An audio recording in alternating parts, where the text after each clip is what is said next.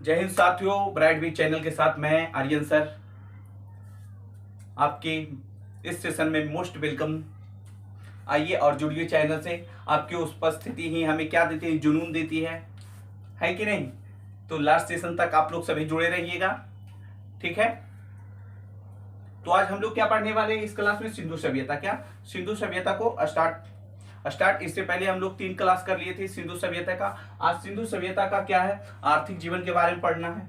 इससे पहले हम लोग क्या धार्मिक जीवन के बारे में पढ़ लिए थे। कहिएगा सर कब पढ़ाए थे। तो इसके पहले की क्लास में हम लोग को क्या धार्मिक जीवन पढ़ लिए थे। कौन सा जीवन, धार्मिक। ये धार्मिक जीवन हम लोग क्या किए थे, कल पढ़ लिए थे। बोलिएगा यस सर, पढ़ा था कि नहीं। जो क्लास किया होगा रेगुलर है वो पढ़ेगा। आज जो पढ़ेंगे वो क्या है, आर्थिक जीवन। क्या सिंधु सभ्यता का जो आर्थिक जीवन था उसके बारे में पढ़ेंगे। सिंधु आर्थिक जीवन होता है क्या, पहले ये जान लेंगे क्या। उसके बाद हम लोग क्या राजनीतिक जीवन, राजनीतिक जीवन के बारे में जानेंगे। अगर चौथे टॉपिक की बात किया जाए तो सामाजिक जीवन। तो आज समाज में एक दूसरे से कैसा बिहेवियर करते थे, मतलब किस तरह से बात करते थे, किस तरह रहते थे, क्या चीज खाते थे, ये सब के बारे में। तो सामाजिक जीवन। चलिए आज हम लोग को जो पढ़ना है वो क्या है, आर्थिक जीवन। क्या है, आर्थिक जीवन। इससे पहले हम लोग क्या धार्मिक जीवन पढ़ लिए थे। चलिए सभी को गुड मॉर्निंग। अब गुड मॉर्निंग के टाइम खत्म, अब समझने की टाइम आया है कि नहीं। तो चलिए हम लोग पहले क्या, इससे पहले की क्लास में धार्मिक जीवन पढ़ लिए थे। धार्मिक जीवन की बात किया जाए तो जैसे कि अभी हम लोग कौन सा धर्म को मानते हैं, कोई भी धर्म को मानते हैं। हिंदुओं हैं तो क्या हिंदू धर्म, मुस्लिम लिंग से हैं तो मुस्लिम धर्म को अपनाते हैं, है कि नहीं। उसी तरह सिंधु सभ्यता के लोग कौन सा धर्म को मानते थे, ये पिछले क्लासों में हम लोग जान चुके थे। कौन सा क्लास में, पिछले क्लास में हम लोग क्या जाने थे, धार्मिक जीवन की सिंधु सभ्यता के अंतर्गत कौन कौन सा अगर कोई एक धर्म है, क्या कौन कौन धर्म को मानते थे। जैसे कि मान लीजिए, जैसे हम लोग क्या हिंदू धर्म के मानते हैं। हिंदू धर्म के अंतर्गत कितना देवी देवता बहुत सारे हैं, जैसे दुर्गा, काली, सरस्वती, शिव, है कि नहीं, हनुमान, इस तरह से ब्रह्मा, विष्णु, इस तरह से कई भगवान हैं हमारे धर्म में। एक भगवान है, बहुत सारे भगवान हैं। उसी तरह सिंधु सभ्यता के जो लोग थे बहुतेवादी यानी बहुत धर्म को मानते थे। जैसे कि अगर पेड़ पौधा की बात किया जाए तो पीपल इनके लिए क्या था, पूजनीय था। यानी कि धर्म के अनुसार अगर देखते थे सिंधु सभ्यता को तो क्या पीपल को क्या करते थे, पूजते थे। अगर पंछी की बात किया तो खपात, जो कबूतर की एक प्रजाति खपात, उसको क्या करते थे, इन्होंने अपने भगवान के रूप में स्वीकारते थे। अगर बात किया जाए कि जानवर की दृष्टिकोण से कौन सा इनके लिए धार्मिक रूप से क्या था, महत्वपूर्ण था, तो क्या था, कुबड़ा साड़। क्या कुबड़ा साड़, जिसे मतलब एक सिंग वाला गेंडा भी क्या करता था, इनके लिए प्रमुख था। उसके बाद क्या कुबड़ा साड़ जिसको महादेव बाबा, अभी के जो जनरेशन हम लोग के हैं, महादेव के नाम से जिसको जानते हैं, वो सिंधु सभ्यता उसे कुबड़ा साड़ के रूप में क्या करते थे, पूजा करते थे। इसी तरह क्या सिंधु नदी को भी उर्वरता की देवी के रूप में क्या करते थे, सिंधु सभ्यता के लोग अपने धार्मिक जीवन में क्या महत्व देते थे। तो आज हम लोग का जो टॉपिक है वो आर्थिक जीवन। इससे पहले क्या धार्मिक जीवन आपको जो अभी बताए वो क्या था, धार्मिक जीवन। आर्थिक जीवन में क्या आएगा, जो हमसे जुड़े हैं, जो हमसे पैसे के मामले में जुड़े हैं, पैसे, खाने पीने, तो इससे जो रिलेटेड होता है वो क्या होता है, आर्थिक। जैसे मान लीजिए आपके गांव में कोई अमीर होंगे जिसके पास हरे बड़े क्या हो गए, मतलब अच्छा खासा घर होगा, गाड़ी होगा, खाने पीने का कोई तकलीफ नहीं हो, अच्छे कपड़े पहनते हो, तो क्या कहते हैं, उनके आर्थिक जीवन अच्छा है। आर्थिक जीवन मतलब वो उनके जीने के लिए जरूरत है वो अच्छा है। तो ये जानेंगे सिंधु सभ्यता के लोग अपने आर्थिक जीवन में क्या करते थे। क्या वो पिज्जा बर्गर खाते थे, क्या वो हम जैसे अभी चावल दाल खा रहे हैं, या फिर कोई और तरह की मतलब भोजन पकवान क्या करते थे, खाते थे। तो ये सब क्या आर्थिक जीवन बताता है। आय ही क्या हो, आर्थिक जीवन। तो आज हम लोग क्या पढ़ने वाले, आर्थिक जीवन कि जो सिंधु सभ्यता के लोग थे वो उनका आर्थिक जीवन कैसा था। तो चलिए इसी के साथ हम लोग स्टार्ट करते हैं कि सिंधु सभ्यता का आर्थिक जीवन का, इन्हें पैसा जो व्यापार करते थे, जैसे मान लीजिए पैसा आपको पास कैसे आएगा, किसी चीज का व्यापार कीजिएगा या फिर कोई काम कीजिएगा तो आपके पास क्या आएगा, पैसा आएगा, है कि नहीं। पैसा तो ऐसे नहीं रोड पे या फिर पेड़ में भरा तोड़ ली, ऐसा तो कोई बात नहीं है। तो उसी तरह इन्होंने अपने आर्थिक जीवन में किस तरह से व्यापार करते थे, अगर व्यापार करते भी थे तो क्या चीज के करते थे, ये जानने की हम क्या करेंगे, कोशिश करेंगे आप। तो ये जानिए जो आर्थिक जीवन में है सबसे पहला क्या था, व्यापारी। व्यापार से ही क्या आता है, हमें पैसा। पैसा तो ये जानेंगे कि इनका जो व्यवसाय था, व्यवसाय कहें तो इनका जो जीने का आधार था वो क्या था, वो क्या था, मतलब व्यवसाय, क्या व्यवसाय, इनका मुख्य व्यवसाय क्या था, मुख्य व्यवसाय क्या था। तो कहिएगा सर हमको तो पता नहीं। देखिए इनका मुख्य व्यवसाय क्या था, व्यापार, क्या व्यापार, ये व्यापार करते थे।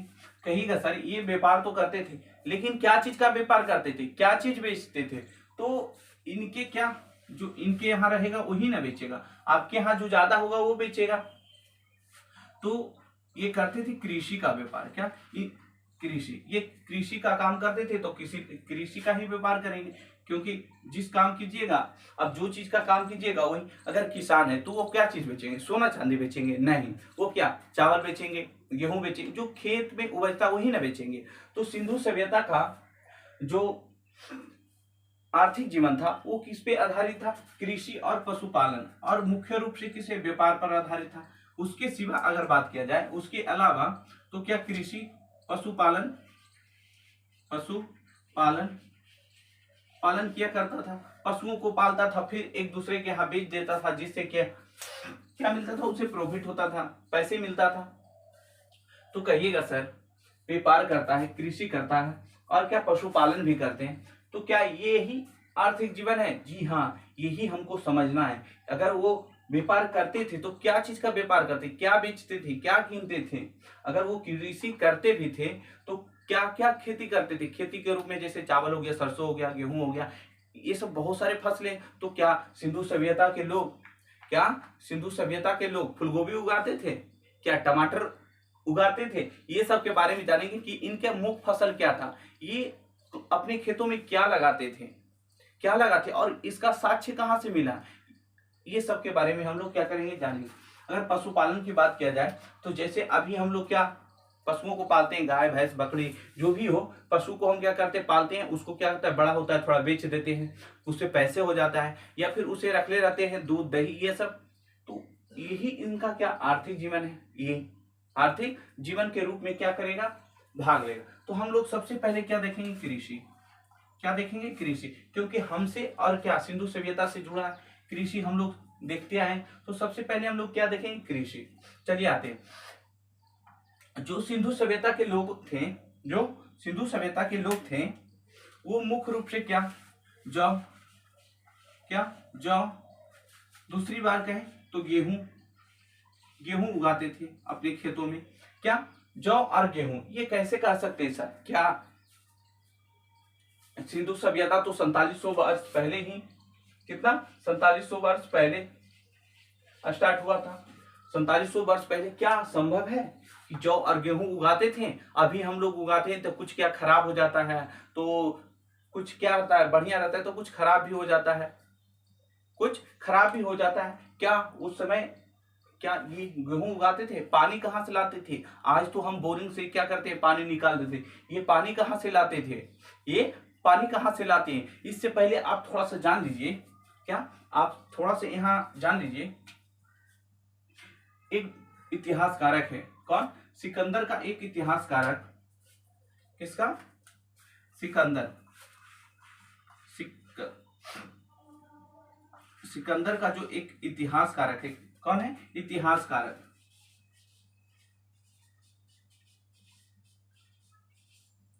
जो सिकंदर का एक इतिहास कारक है, उन्होंने ये कहते हैं, उन्होंने ये अपने बुक में ये लिखे हैं, कौन, सिकंदर का जो इतिहास कारक। सिकंदर कौन था, विश्व विजेता, विश्व विजेता, विश्व विजेता, पूरी दुनिया को क्या किया था, जीत लिया था। जिस समय सिकंदर के समय जितने भी देश विदेश का खोज हुआ था, उस सारा को क्या किया था, उस सारा को की सिकंदर क्या क्या था, जीत लिया था, सिर्फ भारत को छोड़कर। भारत पर जब इन्होंने शासन किया तो इसे अधिकार में नहीं ले पाया, भारत को नहीं जीत पाया। ये आगे हम पढ़ेंगे, जब मगध आपको पढ़ाएंगे उस समय हम सिकंदर के बारे में पूरा डिटेल से पढ़ेंगे। अभी ये जान लीजिए कि सिकंदर के एक इतिहासकारक थे, उन्होंने ये बताए, वो क्या जो इतिहासकारक है इन्होंने कहा, क्या कहा कि चौथी सदी में, कौन, चौथी सदी में, चौथी सदी में जो सिंधु सभ्यता का क्षेत्र था, सिंधु सभ्यता का क्षेत्र की बात किया जाए तो ये अपना भारत है, क्या है, भारत, कहिएगा सर भारत तो लग, जो ये समझ लीजिए, क्या ये भारत है, ये पाकिस्तान, ये अफ्रीका, जो ये एरिया था भारत का, सिंधु सभ्यता का विकास कहाँ हुआ, भारत के पश्चिम साइड और पाकिस्तान और अफगानिस्तान में। ये हम पहले ही सेशन में आपको बता दिए हैं, अगर आप नहीं किए हैं तो आप राइट वे चैनल को क्या कीजिए, सब्सक्राइब कीजिए, और उसके नीचे ही क्या आपका पूरा वीडियो क्या एक जगह आ जाएगा और आप उसे आराम से क्या करेंगे, वाचिंग कर लीजिएगा। ओके, तो इस बात को ध्यान दीजिए, इन्होंने जो सिकंदर का एक इतिहासकारक है, चौथी सदी में, इन्होंने कहे चौथी सदी में जो यहाँ का भूमि हुआ करता था, जो सिंधु सभ्यता का यानी कि जो यहाँ का भूमि हुआ करता था वो बहुत उपजाऊ है, वो बहुत उपजाऊ था, वो बहुत उपजाऊ था। ये कौन बोले, सिकंदर का इतिहासकारक ने बोले कि जो सिंधु सभ्यता का जो क्षेत्र में इनका विकास हुआ था, किसका, तो सिंधु सभ्यता का जिस क्षेत्र में विकास था उस क्षेत्र में चौथी सदी में क्या था, बहुत मतलब बहुत उपजाऊ था। ये कैसे कह दिए कि बहुत उपजाऊ था, तो इन्होंने ये आधार पर किए कि यहाँ मानसरोवर से एक नदी निकलती है, वो बता दिए हैं इससे पिछले क्लास में, कौन सा नदी निकलती है, तो कहिएगा सर मानसरोवर से तो सिंधु नदी निकलती है, कौन, सिंधु क्या करती नदी निकलती है, और कहाँ, अरब सागर में गिरती है, क्या, अरब सागर, क्या अरब सागर में अपना जल गिरा देती है। इन्होंने जो इतिहासकारक, सिकंदर के इतिहासकारक थे चौथी सदी में, इन्होंने कहे सिंधु नदी से, क्या, सिंधु नदी से लाए गए मिट्टी, जलोढ़ मिट्टी, कौन, जलोढ़ मिट्टी, कौन सा मिट्टी, जलोढ़ मिट्टी, क्या करता है, इन नदियों के किनारे क्या करता है, ये नदी है, आप दिख रहे हैं ना, दिखाई दे रहा, ये नदी है, ये अपने साथ क्या लाती, जलोढ़ मिट्टी, कौन सा मिट्टी, जलोढ़ मिट्टी। जलोढ़ मिट्टी क्या होता है, खेती के लिए उपजाऊ होता है, जलोढ़ मिट्टी क्या होता है, खेती के लिए उपजाऊ होता है, ठीक है। जलोढ़ मिट्टी क्या होता है, मतलब जो खेत होता है उसमें अच्छी फसल होता है, किसमें, जलोढ़ मिट्टी में अच्छी फसल होता है। तो इन्होंने कहा, इनके इतिहासकारक ने कहा कि सिंधु द्वारा लाई गई जलोढ़ मिट्टियों का सिंधु नदी क्या कर देता है, निक्षेपण कहें तो जो ये जलोढ़ मिट्टी लाते हैं वो क्या नदियों के साइड में क्या करते हैं, छोड़ जाते हैं, नदियों के साइड क्या करते हैं, छोड़ जाते हैं, मतलब कि जो इनके साइड का जो ये एरिया है इसमें क्या करते हैं, सिंधु नदी द्वारा आई गई जलोढ़ मिट्टी को क्या करता है, निक्षेपण कहें तो छोड़ दिया जाता है। ये हम ज्योग्राफी में पढ़ेंगे जब आपको नदी के बारे में बताएंगे, ठीक है। अभी इतना जानिए निक्षेपण क्या होता है। निक्षेपण के मतलब होता है अपने द्वारा लाई गई मिट्टियों को, नदियों द्वारा अपने द्वारा लाई गई मिट्टी को जब छोड़ देता है तो उसको क्या कहते हैं, निक्षेपण। जैसे कि नदी इतना मिट्टी को क्या कर रहा है, अपने साथ ला रहा है और ये कहीं तट पर छोड़ दिया, तो इसको निक्षेपण कहते हैं, ठीक है। ये हम बताएंगे जब ज्योग्राफी आपको पढ़ाएंगे तो ये अच्छे डिटेल से आएगा। तो अभी इतना जानिए कि इन्होंने कहे सिंधु द्वारा लाई गई जलोढ़ मिट्टी को क्या कहता है, सिंधु नदी अपने साइड किनारे में क्या करते हैं, निक्षेपण कर देता है, क्या निक्षेपण कर देता है, जिसके कारण जलोढ़ मिट्टी का संख्या क्या नदी की साइड बढ़ जाती है और जलोढ़ मिट्टी में क्या होता है, फसल अच्छी होता है, जिसके कारण जिससे अनुमान लगा के सिकंदर के इतिहासकारक कहते हैं कि चौथी सदी में सिंधु सभ्यता के जितने भी क्षेत्र में विकसित था वो क्या था, वहां कृषि बहुत तादाद कहें तो बहुत सा, मतलब जितना आवश्यकता होता था उससे अधिक हो जाता था। क्या, जितना आवश्यकता मतलब खाने के लिए, जैसे मान लीजिए आप इतना बड़ा खेत है, क्या इतना बड़ा खेत है, आपको मानिए कितना 10 किलो अनाज, एक साल में आप कितना 100 किलो अनाज खाते हैं, क्या इसी खेत में उपजाकर एक साल में 100 किलो क्या करते हैं आप अनाज खा लेते हैं, मतलब 100 किलो गेहूं हो गया तो आप उसको साल भर खा सकते हैं। लेकिन अगर इसी खेत में 200 किलो क्या 200 किलो गेहूं हो जाता है तो क्या आप खा पाइएगा? तो कहिएगा सर कैसे, हम तो 100 किलो ही खा पाएंगे, है कि नहीं। मान लेते हैं अगर तीर खींच कर भी मान लेते हैं तो मानिए 120 किलो क्या कीजिएगा आप खाइएगा। ज्यादा आदमी के पास रहता है तो ज्यादा खाता है, मान लिए अगर ज्यादा है तो 120 किलो खाए। 80 किलो ये अनाज क्या कीजिएगा, सॉरी 80 किलो अनाज क्या कीजिएगा, ये 80 किलो अनाज क्या कीजिएगा किसी को बेच दीजिएगा जिससे पैसा हो जाए। और जिसके पास खाने के लिए अनाज नहीं होता है वो क्या अनाज भी खा लेंगे, है कि नहीं, उनका भी पेट भर जाएगा। तो मेरे समझाने के कारण है इन्होंने यही बात यहाँ समझाए। कहें जो सिंधु नदी द्वारा जलोढ़ मिट्टी आता है वो क्या चौथी सदी में, कितने चौथी सदी में, मतलब वहां का जो कृषि था क्या उसमें बहुत सारा क्या मतलब एक कट्ठा में बहुत सारा मतलब क्या हो जाता था गेहूं वगैरह, छोटी सी एरिया में क्या बहुत सारा मतलब अगर गेहूं बो दिए तो गेहूं क्या बहुत सारा, अगर चावल रोपे तो चावल, है कि नहीं। इसका क्षेत्रफल कितना था 12,99,600 किलोमीटर सिंधु सभ्यता का क्षेत्रफल था। इसमें से कितना तो 2800 स्थलों का खोज हुआ था, कितना ये हम सब पहले बता दिए थे, ठीक है। तो यहाँ आपका टॉपिक बनता है हम लोग जो सीखना चाह रहे हैं वो ये चाह रहे हैं, इन्होंने जो बताना चाह रहे हैं वो ये बता रहे हैं कि जो जलोढ़ मिट्टी लाते थे उससे क्या यहाँ के क्षेत्रफल क्या थे उपजाऊ थे, साथ ही साथ यहाँ जंगल की मात्रा क्या बहुत अधिक होने, अगर पानी जहाँ देखते हैं मतलब पानी की मतलब जहाँ जहाँ पानी सॉरी मतलब ऐसे समझिए जहाँ आप पानी की मात्रा अधिक देखते हैं वहाँ पेड़ पौधा क्या अधिक होता है ना, अधिक हो जाता है कि नहीं। तो इन्होंने ये भी कहे थे कि जिस कारण से यहाँ जंगल की मात्रा क्या हुआ, जंगल क्या हुआ उपजाऊ होने लगा, क्या जंगल उपजाऊ होने मतलब जंगल का विस्तृत क्षेत्रफल क्या क्षेत्रफल बढ़ने लगा और जंगल क्या बढ़ते बढ़ते बहुत सारे एरियो में क्या हुआ, फिर क्या हुआ इसका एरिया क्या हुआ बढ़ता गया और जंगल की मात्रा क्या हुआ बढ़ता गया, जंगल की मात्रा बढ़ता गया। तो देखेंगे हम लोग कि इस जो क्षेत्र में इन्होंने कहे वो क्या कहे और इन्होंने ये भी मतलब समझाए कि कौन सा क्षेत्रफल में मतलब कौन कौन सा फसल यहाँ उगाया जाता था। ये तो हम समझ नहीं कि जलोढ़ मिट्टी लाया इसमें फसल भी होगा, लेकिन जलोढ़ मिट्टी में कौन कौन सा फसल का है तो कौन कौन सा मतलब हम क्या कृषि के दृष्टिकोण से क्या करें उगा सकते हैं, गेहूं रोप सकते हैं कि चावल रोप सकते हैं। तो यहाँ देखिए यहाँ हम लिखे खेती, मतलब हम कौन कौन सा खेती करेंगे, मतलब सिंधु सभ्यता के जो लोग थे कौन कौन सा खेती करते थे, क्या क्या उगाते थे अपने खेत में, क्या क्या उगाते थे। तो सबसे पहले आप जानिए यहाँ जो सिंधु सभ्यता के लोग थे वो क्या सबसे पहले क्या जौ की खेती करना, क्या जौ, उसके बाद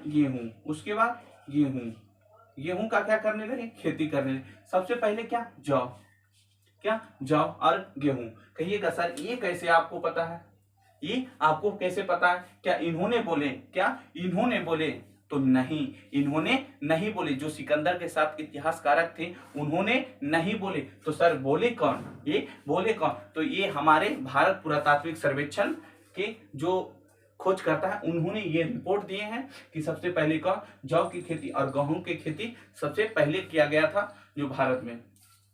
कौन कहे तो भारत पुरातात्विक सर्वेक्षण, ये कौन होता है सर, तो ये वही आदमी है जो क्या पुराने स्थलों को क्या करते हैं खोज करते हैं और देखते हैं कि वहाँ क्या क्या चीज मिलता है और उसके आधार पर क्या ये इतिहास को क्या करते हैं हमें बताते हैं। इसका गठन कब किया गया था, पुरातात्विक सर्वेक्षण विभाग के कौन किया था, लॉर्ड कर्जन, कब किया था 1904 ईस्वी में किया था। कब किया था 1904, ये पिछले क्लास में हमने सबसे पहले ही बताए हैं, ठीक है। तो जो नहीं ये सब जानते हैं वो पहले जान लीजिए। तो इन्होंने जब भारत पुरातात्विक सर्वेक्षण के तरफ से रिपोर्ट आया और उन्होंने कहे कि जो सिंधु सभ्यता के लोग थे वो सबसे पहले क्यों जौ की खेती करते थे, उसके बाद गेहूं। तो ये भी कहिएगा सर आपने तो ये कहा दिए कि जौ की खेती सबसे पहले करते थे, लेकिन कहाँ करते थे, इसका साक्ष्य कहाँ मिला है। तो आपको याद रखिएगा एग्जाम के दृष्टिकोण से ये बहुत मतलब इंपॉर्टेंट है। मेहरगढ़, कहाँ मेहरगढ़, कहिएगा सर ये मेहरगढ़ कहाँ पड़ता है,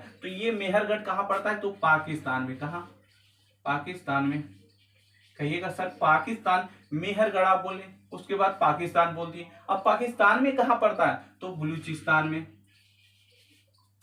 बलूचिस्तान में कहाँ पड़ता है, बलूचिस्तान। देखिए पाकिस्तान के निचली एरिया को, इस एरिया को क्या कहते हैं, बलूचिस्तान।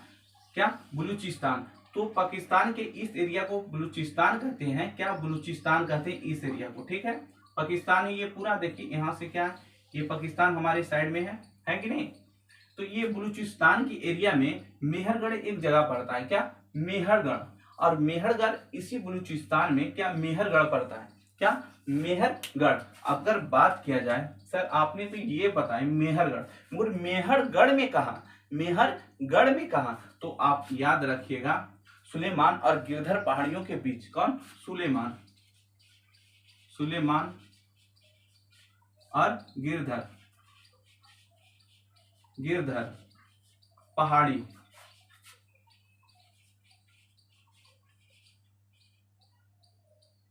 पहाड़ियों के बीच में क्या मिला, सबसे पहले जौ और गेहूं की खेती शुरू की गई थी करना।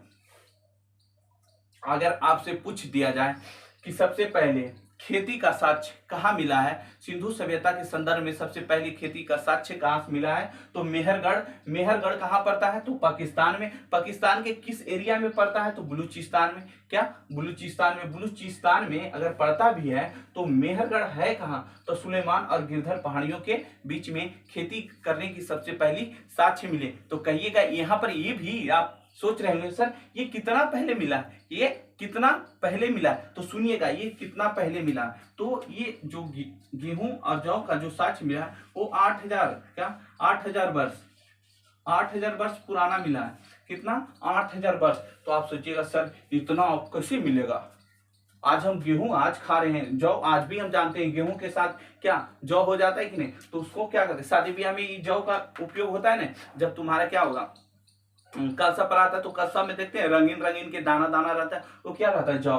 तो सर ये आज हम देख रहे हैं, क्या ये 800 साल पहले हो गया, जी हाँ, ये 800 साल पहले से ही क्या चलता आ रहा है, और आज भी हम लोग क्या करें, खा रहे हैं, क्या खा रहे हैं। तो कहिएगा सर क्या जौ और गेहूं ही हुआ था, क्या जौ और गेहूं ही हुआ था, चावल नहीं हुआ था, क्या चावल नहीं हुआ था, तो जी हाँ चावल भी हुआ था, क्या चावल, चावल भी इस सभ्यता के लोग क्या करते थे, खाते थे। तो कहिएगा सर चावल तो खाते थे, ये मान लिए आपने, कहे मान लिए, लेकिन ये चावल कहाँ उगाया गया था, सबसे पहले कहाँ उगाया गया, तो सुनिएगा, तो सुनिएगा चावल जो सबसे पहले उगाया गया था वो कहाँ उगाया गया, तो उत्तर प्रदेश। कहाँ, उत्तर प्रदेश। उत्तर प्रदेश का एक जगह है, प्रदेश भी लिख दें, चलिए उत्तर प्रदेश का एक जगह है, क्या उत्तर प्रदेश का एक जगह है, क्या का सॉरी रेहात, उत्तर प्रदेश का एक जिला है संत, क्या संत कबीला, संत कबीला नगर,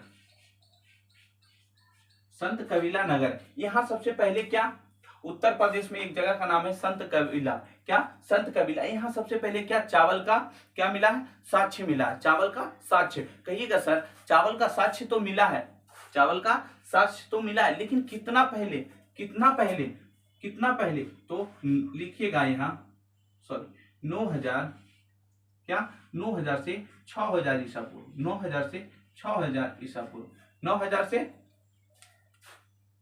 6000 ईसा पूर्व। यानी कि जब गेहूं उगाया जाता उससे पहले भी उत्तर प्रदेश में क्या उगाया गया, तो सबसे पहले क्या चावल और क्या उगाया गया है। तो कहिएगा सर ये तो बता दिए कि उत्तर प्रदेश में क्या संत कबीला नगर में क्या 900 से लेके 600 ईसा पूर्व के बीच में क्या उगाया गया है, तो चावल। क्या ये चावल और क्या गेहूं ही खा के रहते थे, और क्या दाल उल नहीं खाते थे। आज हम लोग क्या भोजन में अपने क्या करते हैं, दाल लेते हैं, सब्जी लेते हैं, है कि ना। तो क्या ये दाल उल नहीं लेते थे, तो जी ये दाल भी खाते थे, क्या। तो आप याद रखिएगा कि जो और इसके अलावा जो खेती किया गया वो किसका, तो इसके अलावा देखिए जौ हो गया, गेहूं हो गया, चावल भी हो गया, इसके अलावा ये मटर, मटर, मटर आज खाते हैं जिसे छिम्मी बोलते हैं, मटर का खेती करते थे, क्या मटर। सरसों, क्या सरसों, सरसों, सरसों का भी खेती, गेहूं के साथ जो सरसों लगाते थे वो क्या सरसों का भी खेती तिल, क्या तिल, तिल का भी क्या करते थे इन्होंने, क्या करते थे, खेती करते थे, तिल का खेती करते थे। कहिएगा कि सर ये तो आप बात कर दिए कि इन फसलों का क्या करते थे, सिंधु सभ्यता के लोग क्या करते थे, तो उगाते थे और क्या करते थे, खाते थे। लेकिन ये उगाते थे तो कैसे उगाते थे, इन्हें कैसे उगाते थे, जैसे यहाँ गेहूं आ जाओ, क्या हम लोग गेहूं उगाते थे तो क्या हैंड पंप से क्या करते, नीचे जमीन से क्या करते, पानी खींचकर खेतों में देते? क्या सर आप क्या बोल रहे हैं, क्या सिंधु सभ्यता के लोग पानी निकालना जानते थे जमीन से? क्या उस टाइम बोरिंग चापाकल हुआ करता था? तो जी नहीं, ऐसा कोई सुविधा नहीं था पहले, ऐसा पहले कोई सुविधा ही नहीं था जिससे क्या ये क्या करें कि बोरिंग करके और पानी निकाल के क्या खेती करें। तो सर इन्होंने करते कैसे थे खेती, इन्होंने करते थे कैसे खेती, तो सुनिएगा इन्होंने कैसे खेती करते थे, पानी कहां से लाते थे, अगर खेती करते जब भी थे तो उसको में क्या कौन सा हल चलाते थे, वो हल कैसे चलता था, वो हल कैसे चलता था, तो ये समझिए। देखिए क्या बोले थे, सिंधु सभ्यता के साइड साइड होता है, क्या होता है, साइड साइड का एरिया क्या बोले थे इन्होंने, जो सिकंदर का इतिहासकार क्या कहे थे, उपजाऊ है। ठीक है, कैसे तरह इतना तो आप बता दिए, हमने सीख भी लिया और जान भी लिए कि सिंधु सभ्यता का जो साइड का एरिया है वो क्या उपजाऊ है और वहां खेती होता था। लेकिन पानी कहां से आता था सर, लेकिन पानी कहां से आता था, तो सुनिएगा जब सिंधु सभ्यता में क्या सिंधु सभ्यता के जितने भी स्थल थे सभी क्या थे, पहले ये जानिए, सिंधु सभ्यता के स्थल थे वो सभी क्या थे, क्या नदी पर विकसित थे, क्या नदी के साइड होते थे। आज मानिए हम लोग के क्या पानी की ये आइडिया हो गया कि जमीन से हम लोग क्या करते हैं, पानी बाहर निकाल देते, तो कहीं भी रहते तो प्रॉब्लम नहीं होता है, जमीन से क्या लेते हैं, पानी ले लेते हैं। लेकिन सिंधु सभ्यता के लोग क्या जमीन को नीचे पानी निकाल पाते थे, तो कहिएगा जी नहीं सर कैसे निकालेगा, उस टाइम तो 800 साल पहले तो कितना खेती कितना हुआ, 800 साल पहले तो 8000 साल पहले तो क्या होता, क्या खेती होगा, क्या पानी निकालना वो लोग जानते थे, तो नहीं। तो खेती करते कैसे थे, तो खेती करते कैसे थे, तो सुनिएगा सिंधु सभ्यता के जो लोग थे वो ये जानते थे क्या, जो सिंधु सभ्यता में कब बाढ़ आता है, बाढ़ कहें तो कब पानी आता है और कब पानी नहीं रहता है, कब पानी नहीं रहता। इसी तरह सभी स्थलों में, क्योंकि सभी स्थल क्या नदी के किनारे था, जैसे लोथल कौन सा नदी पर है, भोगवा नदी पर है कि नहीं, कालीबंगा घाघरा नदी, मोहनजोदड़ो सिंधु नदी, हड़प्पा चिनाब नदी, चंद्रदुड़ो सिंधु नदी, है कि नहीं। इस तरह क्या रोपड़ सतलज नदी, सुतका गेंडोर दशक नदी, आलमगीर हिंडन नदी, इस तरह से क्या सारे जो स्थल थे सिंधु सभ्यता में 2800 स्थल क्या थे, नदियों पर विकसित हुए थे, क्या नदियों पर विकसित हो। इसी दृष्टिकोण से कि ताकि जो कृषि अगर हम करें, क्या कृषि करें तो उसके लिए पानी क्या नदियों से हमें मिल जाए। तो सिंधु सभ्यता के लोग को ये ज्ञात था कि नदी में क्या नदी में कब पानी आता है, क्या कब पानी आता है और कब नहीं रहता है और कब नहीं रहता है। ठीक है, ये सिंधु सभ्यता के लोगों को ज्ञात था कि नदी में पानी कब आएगा और कब नहीं। जैसे मान लीजिए जिसके घर तक क्या नदी रहता है उसको ये ज्ञात रहता है कि कहाँ कितना गड्ढा है, कैसे तैरा जाता है, ये सब बारे में वो क्या रहता है, टैलेंटेड रहता है। अगर नदी उदी में उसको अगर गड्ढा उढ़ा में ठेल भी दिया जाए तो वो पैर के निकल जाता है कि नहीं। तो उसी तरह सिंधु सभ्यता के लोगों को ये नदियों के बारे में जानकारी होता था, जिन जिन नदियों के पास में ये रहते थे उनके बारे में इनको जानकारी होता था। और क्या करते थे, जब नदी में पानी रहता था तो फसल तो नहीं उगेगा क्योंकि दहा के लिए चल जाएगा पानी। जब नदियों में पानी नहीं होता था, जब नदियों में हल्का पानी होता था तो क्या करते थे, नदी के साइड साइड फसल लगा देते थे, नदी के साइड साइड फसल लगा देते थे। और जब बाढ़ आने वाला होता था उससे पहले क्या करते थे, फसल काट लेते थे। ये नवंबर के महीने में क्या लगाते थे, फसल, कहिएगा सर नवंबर के महीने में इन्होंने क्या करते थे, फसल को लगाते थे, फसल को बो दिए कब, नवंबर के महीनों। और अप्रैल से पहले क्या, अप्रैल आते आते इन्होंने क्या करते थे, अप्रैल से पहले के महीनों में मतलब अप्रैल में इन्होंने फसल को क्या करते थे, काट लेते थे। नवंबर में लगाते थे और अप्रैल में क्या करते थे, इन्होंने नदी के जो एरिया था उसे क्या करते थे, बाढ़ आने से पहले अपने फसल को काट लेते थे, अपने फसल को क्या करते थे, काट लेते। तो इस तरह के सारे हड़पाई स्थलों में ही प्रक्रिया होता था और खेती किया जाता था। क्या किया जाता था, खेती किया जाता था। कब, नवंबर के महीनों में इन्होंने लगाते थे और अप्रैल के महीनों में क्या इन्होंने वहां से काट लेते थे। तो कहिएगा सर इस बात की कैसे हम पुष्टि करें, कैसे माने, क्या कैसे माने कि जो यहाँ सिंधु सभ्यता के लोग थे वो नदी में ही क्या अपना खेती करता था, कहीं और नहीं करता था। तो कहीं और करता था, वो बारिश के पानी से करता था और उसके लिए क्या गड्ढा बना देता था। क्या गड्ढा, जैसे यहाँ खेती कर रहा है, यहाँ खेती करना है तो यहाँ क्या करता था, एक बड़ा सा क्या करता था, गड्ढा। जब बारिश होती थी तो ये गड्ढा भी भर जाता था। क्या गड्ढा भर गया, ये गड्ढा भर गया तो इससे क्या खेत में पानी ले आता था, गड्ढा से खेत में पानी ले आएगा। और उस समय जब बारिश होता था, नदियों में बहुत पानी होता है, तो नदियों में उस समय क्या फसल उगाया जा सकता है, तो कहिएगा नहीं सर। तो उस समय कहाँ फसल होता था, तो इन गड्ढों के पानी से क्या करता था, उस समय अपना क्या करता था, खेत में पानी ला के उग जाता था। जब क्या बारिश नहीं होता था, तो ऑटोमेटिक बारिश नहीं होता था तो नदियों के पानी सूख जाता था, नदियों की पानी सूख जाता था और गड्ढे में भी पानी सूख जाता था।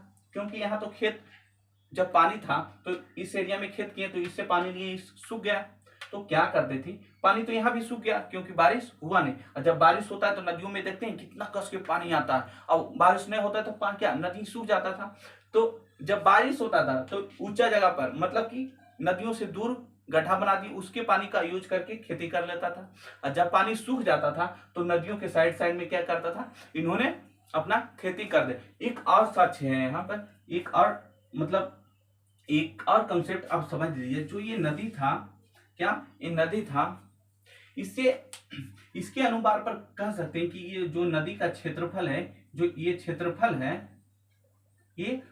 है नदी में जो फसल का जो एक और परिमाण देता है वो देता है हड़पाई स्थल। कौन, हड़पाई स्थल। क्या हड़पाई स्थल यानी कहे तो सिंधु सभ्यता में जो स्थल था उनकी बनावट ये कहता है कि नदी के किनारे क्या करते थे, इन्होंने फसल उगाते थे। कहिएगा ये कैसे संभव है सर, घर से कैसे हम पता लगा लेंगे, घर से हम कैसे पता लगा लेंगे कि हम मान लीजिए ये आपका घर है, क्या है, क्या है, ये आपका क्या घर है, चलिए भाई एक घर ही बना देते, क्या मान लीजिए ये क्या है, आपका घर है। ओके, ये कुछ टाइम के लिए मान लीजिए ये आपका क्या है, घर है। कहिएगा ठीक है सर, ये तो आपने बनाए भी तो हमने क्या किया, इसको मान लिया, ये मानिए आपका घर है। हम घर को देखकर कैसे कह सकते हैं कि नदी में खेत करते हैं, मतलब खेती करते हैं। घर देखकर आप ये तो नहीं बता सकते हैं ना कि हम कहा नदी में खेत करते। मान लीजिए आपका घर है, ये आपकी नदी है साइड में, तो हम घर बनाकर ये तो आप नहीं देख सकते हैं कि हम खेत, यहाँ घर है, मानिए ये सिंधु सभ्यता का कोई स्थल है, इसको देखकर आप कैसे बोलिएगा सर कि खेती नदी में होता था, कैसे बोलिएगा। तो सुनिए, ऐसे बोलेंगे क्योंकि जितने भी सिंधु सभ्यता के जो स्थल खोजे गए उनके चारों तरफ क्या था, किला।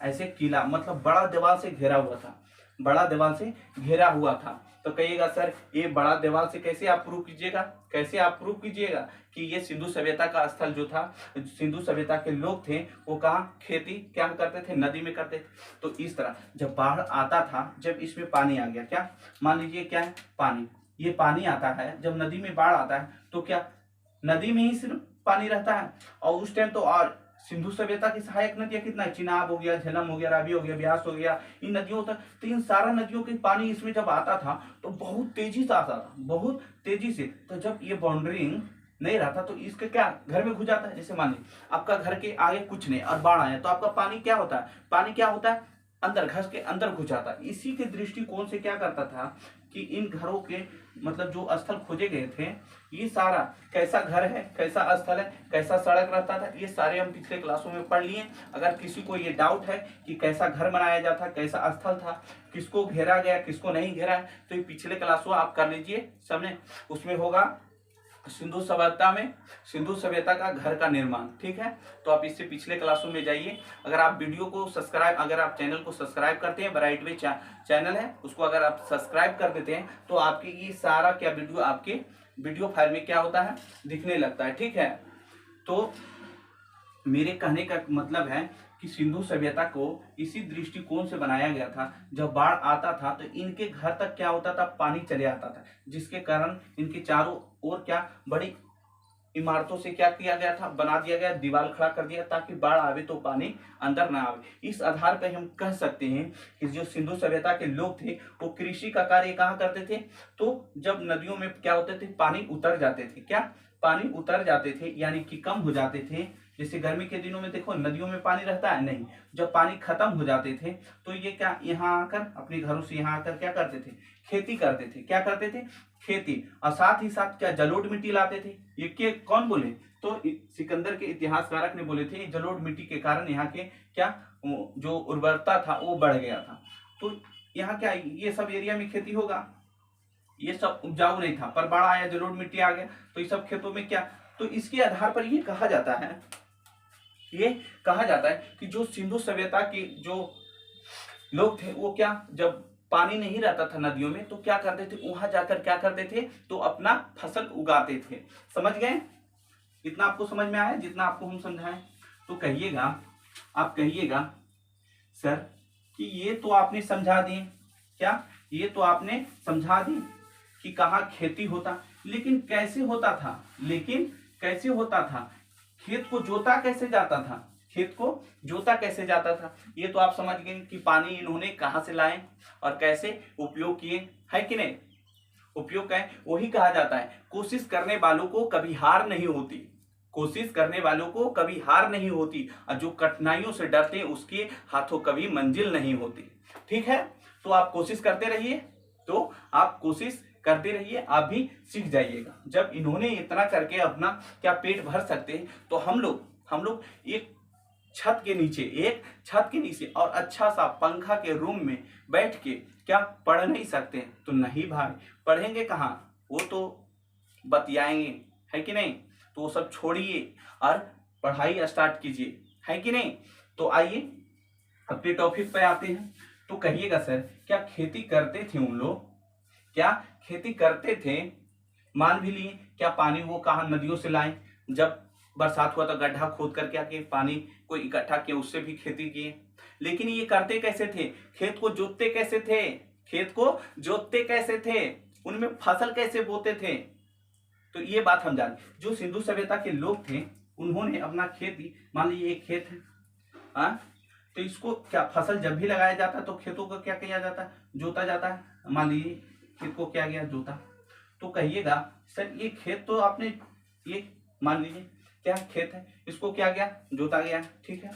ये तो आप कह दिए सर कि खेत को क्या गया, जोता गया है।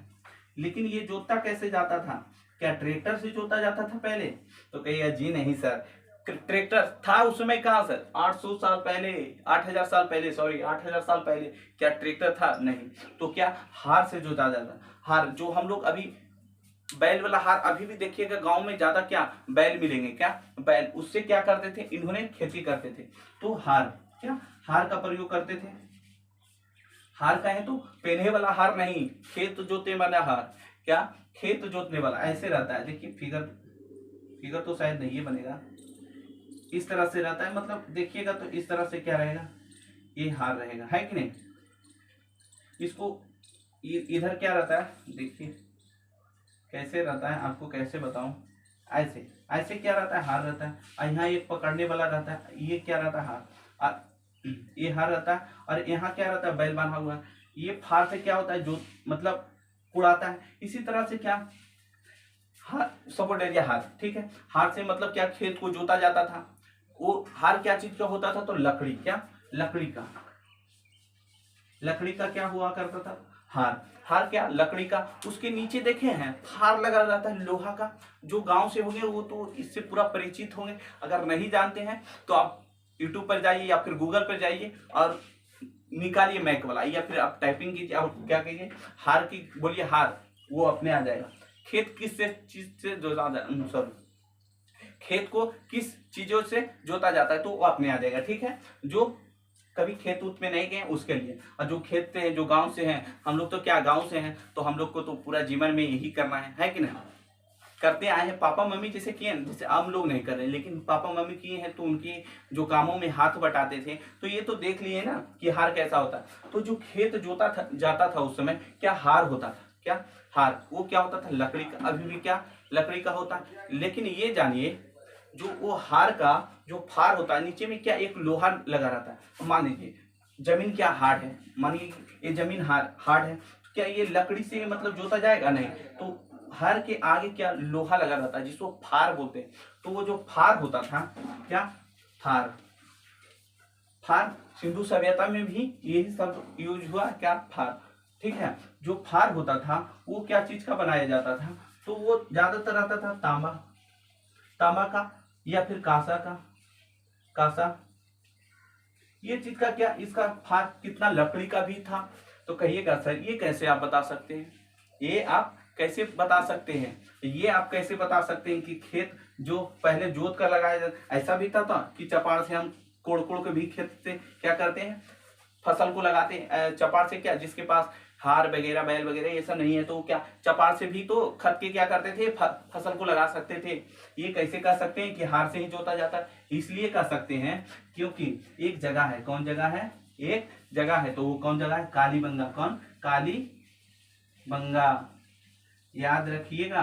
कालीबंगा से जोता हुआ खेत का क्या मिला है, साक्ष्य मिला है, कालीबंगा से जोता हुआ खेत का साक्ष्य मिला है। तो आप कहिएगा सर कालीबंगा से खेत को जोता हुआ साक्ष्य मिला है, लेकिन हार का साक्ष्य कहाँ से मिला, ये हार कहाँ से मिला, तो सुनिएगा ये हार है, क्या ये हार, ये कहाँ से मिला है, तो ये याद रखिएगा, ये हार है जो मोहनजोदड़ो, कहाँ, मोहनजोदड़ो,